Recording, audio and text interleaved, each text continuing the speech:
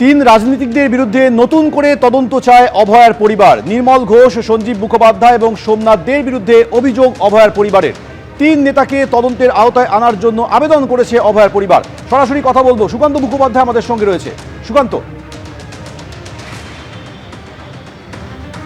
দেখো, আরজিকর মামলাতে আমরা জানি যে ইতিমধ্যে সিটকে তদন্তভার দেওয়া হয়েছে এবং এই পরিপ্রেক্ষিতে আজকে যখন শিয়ালদা আদালতে মামলাটি ওঠে তখন এর আগের শেষ শুনানিতে একটি নতুন করে প্রেয়ার জমা দেওয়া হয়েছিল পরিবারের তরফে। সেখানে তিনজন রাজনীতিবিদ, একজন হচ্ছে এই তোমার পানিহাটি মিউনিসিপ্যালিটির চেয়ারম্যান যিনি রয়েছেন সোমনাথ দে, এক্স সিপিএম এর কাউন্সিলর সঞ্জীব মুখোপাধ্যায় এবং পূর্বতন যিনি বিধায়ক ছিলেন অর্থাৎ নির্মল ঘোষ, এই তিনজনকে তদন্তের আওতায় আনা উচিত। এবং আজকে পরিবারের তরফে যে যুক্তি আদালতকে দেওয়া হয় কেন এই তিনজনকে তদন্তের আওতায় আনা উচিত, এই কারণ যে ঘটনার পর যখন দেহ ময়নাতদন্তের পর আরজিকর থেকে নিয়ে যাওয়া হচ্ছিল তখন গ্রিন করিডোরে করে নিয়ে যাওয়া হচ্ছিল।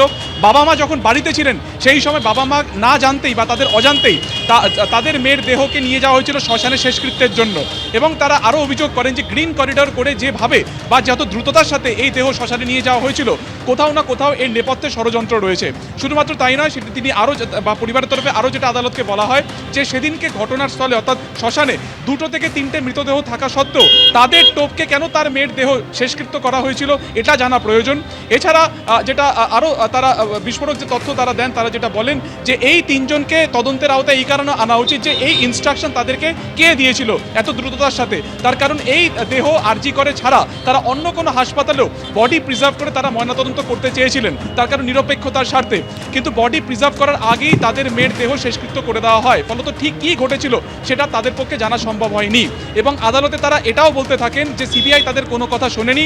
এর আগেও তারা এই তিনজন রাজনীতিবিদের কথা বারবার তাদের ভূমিকার কথা তদন্তের আওতায় আনতে চেয়েছিল, কিন্তু সিবিআই এক্ষেত্রে কোনো কিছুই করেনি। এবং শুধুমাত্র তাই নয়, আজকে আদালতে দাঁড়িয়ে অভয়ের বাবা ও মা কার্যত বিচারকের সামনে সিবিআই আইনজীবীকে তর্জনী উঁচিয়ে এটাও বলেন যে এই আইনজীবীরাই কিন্তু তাদেরকে বারণ করেছিলেন যে নির্দিষ্ট বক্তব্যের বাইরে কোনো বক্তব্য না দিতে। এবং কলকাতা পুলিশ যেখানে তদন্ত শেষ করেছিল তার বাইরে তদন্ত কোনোভাবে এগোয়নি। ফলত দুপক্ষের বক্তব্য শোনার পর আদালত আপাতত অর্ডার রিজার্ভ রেখেছে। আর কিছুক্ষণের মধ্যে আদালতের বক্তব্য পরবর্তী ডেট তা কিন্তু জানানো হবে। ধন্যবাদ।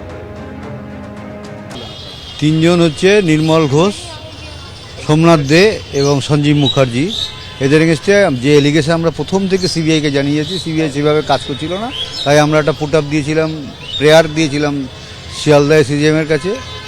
প্রথম দিন ওর সিবিআই সময় চেয়ে না এবং একটা লিখিত উত্তর দেবে বলে এবং সে লিখিত উত্তর দিয়ে বলে যে এই ব্যাপারটা ডিসমিস করে দাও। মানে এই ব্যাপারে আমরা অনেক কিছু করেছি, এই ব্যাপারটা কিছু দেখার কিছু নেই, এটা কোনো ব্যাপার নেই। কিন্তু সিবিআই একবারও বললো না যে সিট এসছে, তারা ব্যাপারটা তো যেমন সিটকে বলা হয়েছে হাইকোর্ট থেকে যে ডিনার থেকে একদম শেষ পর্যন্ত ক্রিমিনেশন পর্যন্ত তদন্ত করতে, তার আওতায় এরা আছে। সে একবারও তারা বললো না যে সিবিআই অ্যাডভোকেটরা যে সেই সিট এই টিমটাকে দেখবে, এই ব্যাপারটা দেখবে।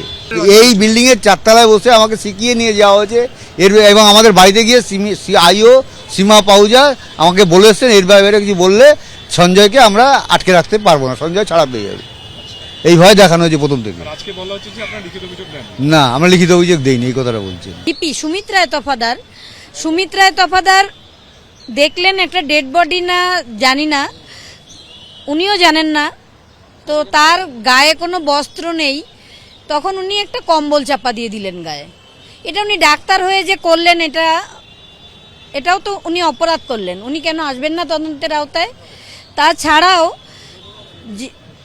যখন সুমিত রায় সন্দীপ ঘোষকে ফোন করলেন, এগুলো আমি বলছি না, কোর্টে দাঁড়িয়ে ট্রায়ালের সময় ওনারাই বলেছেন, লেখা আছে যে ওনাকে সন্দীপ ঘোষকে বললেন যে এখানে একটা পিজিটি সুইসাইড করেছে। তো তখন সন্দীপ ঘোষ একদম বলছেন ওনাকে মর্গে পাঠিয়ে দাও, মর্গে পাঠিয়ে দাও। ওর কি বাবা মা কেউ ছিল না? মর্গে পাঠিয়ে দাও মানেটা কি? তাকে তো কিছুই করা হলো না। আমি কোথাও কিছু বলতে পারিনি এখনো, আমাকে কি শেখাবে? এবিপি আনন্দ, এগিয়ে থাকে, এগিয়ে রাখে।